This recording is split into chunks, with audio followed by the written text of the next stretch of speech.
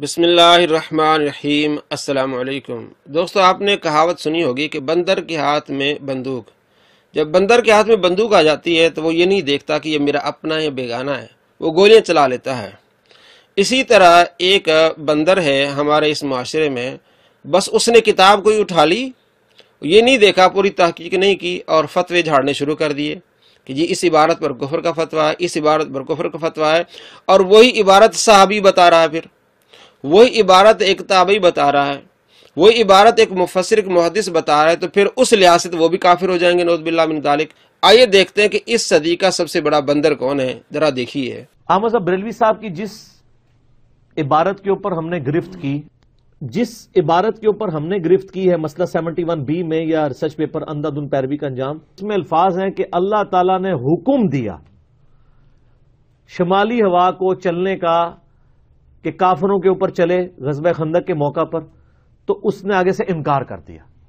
ہمارے نزدیک یہ جو کلمہ ہے یہ کلمات کفر ہے، کیونکہ اللہ تعالیٰ کی حکم عدولی صرف جن اور انسان کر سکتے ہیں، باقی کوئی مخلوق نہیں کر سکتی، نہ فرشتہ، نہ کوئی سورج چاند ستارے جن کو اللہ نے حکم دیا ہو۔ تو یہ سر اس حوالے سے ہے، یہ شمالی ہوا کو چلنے کا حکم دیا اور انکار کیا، یہ انکار پاسبل نہیں ہے، یہ عبارت کفریہ ہے۔ جی دوستو، آپ نے دیکھا اور سنا کہ اس عبارت پر کفر کا فتویٰ ہے۔ کفر یہ عبارت ہے کہ اللہ تبارک و تعالیٰ کا انکار ہے، اور اصل حقیقت اس نے نہیں پڑھی، اور نہ ہی یہ مولانا احمد رضا خان رحمۃ اللہ علیہ کی اپنی کتاب ہے۔ یہ کہ انٹرویو ہے، ان سے پوچھا گیا، وہ بتاتے گئے، بعد والوں نے لکھا، اور جب لکھتے ہیں لکھنے والے اس میں الفاظ آگے پیچھے ہو جاتے ہیں۔ اصل واقعہ کیا ہے؟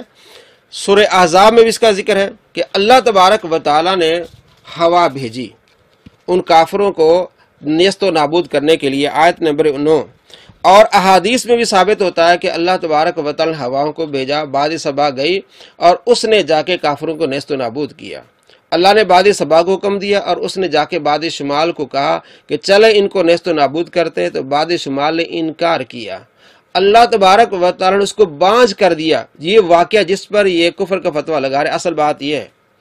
اور اب میں آپ کو 36 کتابوں کے حوالے دوں گا، آپ کو معلوم ہو جائے گا کہ یہ مولانا احمد رضا خان رحمۃ اللہ علیہ اپنی طرف سے یہ واقعہ نہیں لکھا، 36 کتابوں میں موجود ہے۔ امام ترمذی ہے، امام حیثمی ہے، جلال الدین سیوطی رحمۃ اللہ علیہ، علامہ شوکانی ہے، ابن کثیر ہیں، اس کے علاوہ صحابی عبداللہ بن عباس رضی اللہ تعالیٰ عنہما ہیں۔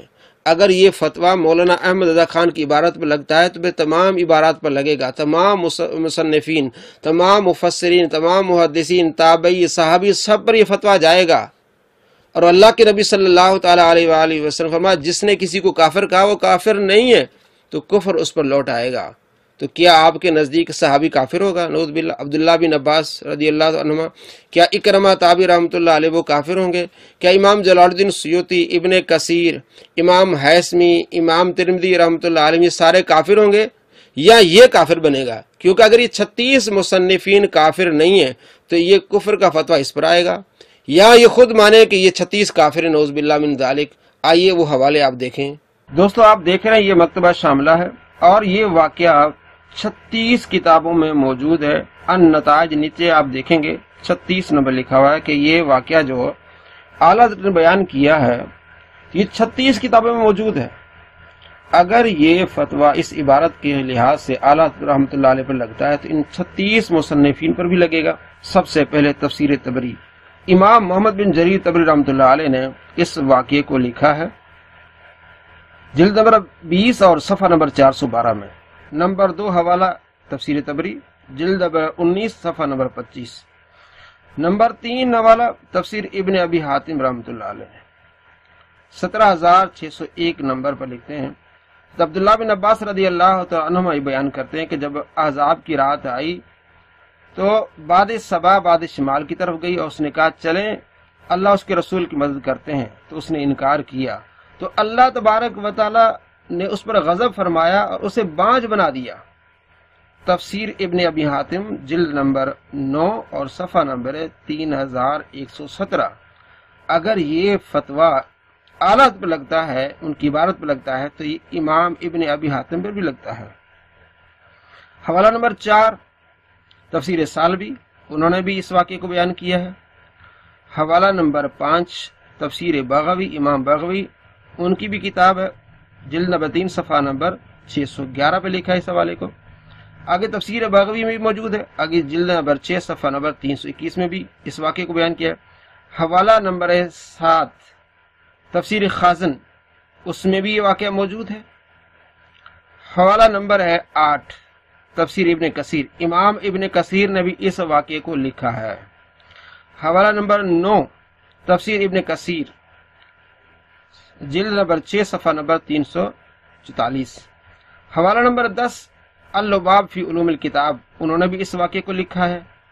حوالہ نمبر 11 الدر المنصور فی تفسیر بالمعصور، امام جلال الدین سیوطی رحمۃ اللہ علیہ کی کتاب ہے، اور یہ لکھتے ہیں کہ اس ہوا نے انکار کیا، اللہ نے ان پر غضب فرمایا اور اسے بانجھ بنا دیا۔ امام جلال الدین سیوطی رحمۃ اللہ علیہ بھی اسی واقعے کو لکھتے ہیں۔ اگر امام جلال الدین سیوطی اس عبارت کی وجہ سے کافر نہیں ہے تو اعلیٰ حضرت بھی کافر نہیں ہے۔ آگے حوالہ نمبر 12 اس میں بھی یہ واقعہ موجود ہے، اور آگے فتح القدیر للشوکانی، اہل حدیث کے بہت بڑے امام ہیں شوکانی، انہوں نے بھی اس بات کو لکھا ہے۔ یہ ان کی کتاب ہے شوکانی صاحب کی، فتح القدیر، محمد بن علی بن محمد بن عبداللہ شوکانی الیمنی، المتوفا 1250 ہجری۔ فتح القدیر یہ تفسیر ہے ان کی۔ انہوں نے بھی کہا فغاضب اللہ علیہ، جب باد شمال نے انکار کیا تو اللہ نے اس پر غضب کیا، وجعل عقیمہ، اللہ نے اس کو بانجھ بنا دیا۔ عبداللہ بن مسعود رضی اللہ تعالیٰ عنہ سے روایت ہے کہ باد صبا شمال کی طرف آئی اور اس نے کہا چلیں اللہ اس کے رسول کی مدد کرتے ہیں، تو اس نے انکار کر دیا، اللہ تبارک و تعالی نے غضب فرمایا اور اسے بانجھ بنا دیا۔ یہ دیکھیں جی۔ آگے حوالہ نمبر ہے 14، اس میں بھی یہ واقعہ موجود ہے۔ آگے حوالہ نمبر ہے 15 مسند بزار، امام بزار نے بھی اس واقعے کو لکھا ہے، ٹھیک ہے جی، حضرت عبداللہ بن عباس رضی اللہ تعالیٰ عنہ سے کہ سبا آئی شمال کے پاس اور کہا چلیں ہم اللہ اس کے رسول کی مدد کرتے ہیں، تو اس نے انکار کیا، اور یہ صحیح حدیث ہے جس کو آگے میں آپ کو دکھاؤں گا کہ امام حیثمی رحمۃ اللہ علیہ نے کہا کہ یہ اس کے رجال صحیح ہے۔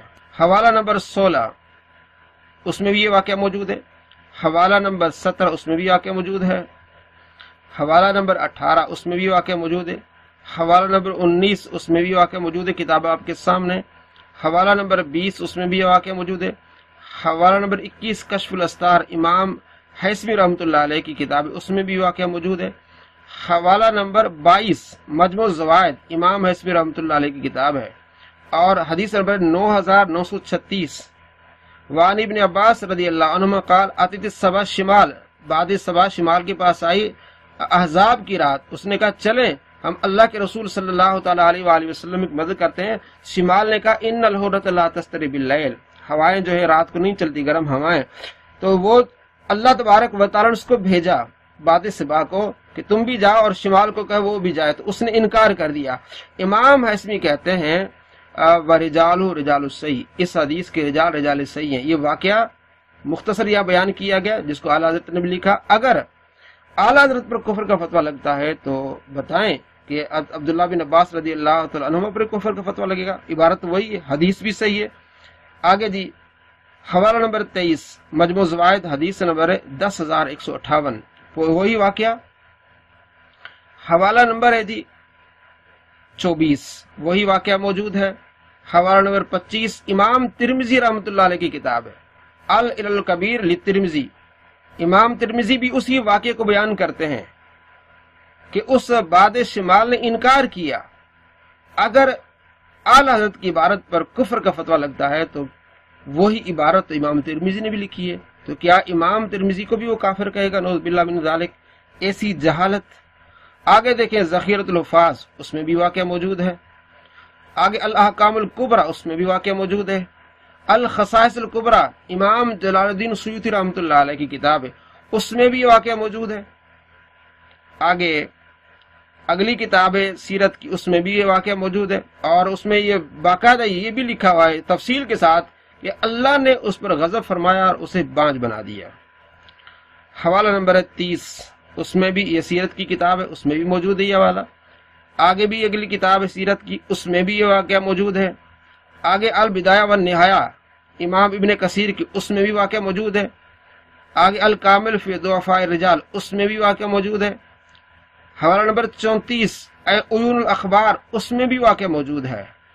اور اسی طرح حوالہ نمبر 35 اور اسی طرح حوالہ نمبر 36 کتابوں میں اس واقعے کو لکھا گیا ہے، مصنفین نے لکھا ہے، بعض نے تفصیل سے لکھا ہے، بعض نے جو ہے وہ مختصر لکھا ہے، بات وہی ہے جو اعلیٰ حضرت نے لکھی ہے۔ تو اگر اعلیٰ حضرت کی عبارت پر کفر کا فتویٰ لگتا ہے تو ان 36 مصنفین پر بھی وہی کفر لوٹے گا، وہی فتویٰ لگے گا الامان والحفیظ۔ یا تو مرزا جہل میں ان 36 مصنفین جس میں تابعی بھی ہیں، مفسرین بھی ہیں، محدثین بھی، سیرت نگار بھی ہیں، یہاں تک عبداللہ بن عباس رضی اللہ تعالیٰ عنہ، تو ان 36 پر کفر کا فتویٰ لگا رہا ہے، اس لحاظ سے کہ اعلیٰ پر جو فتویٰ لگے گا ظاہر ان سب نے لکھا ہے۔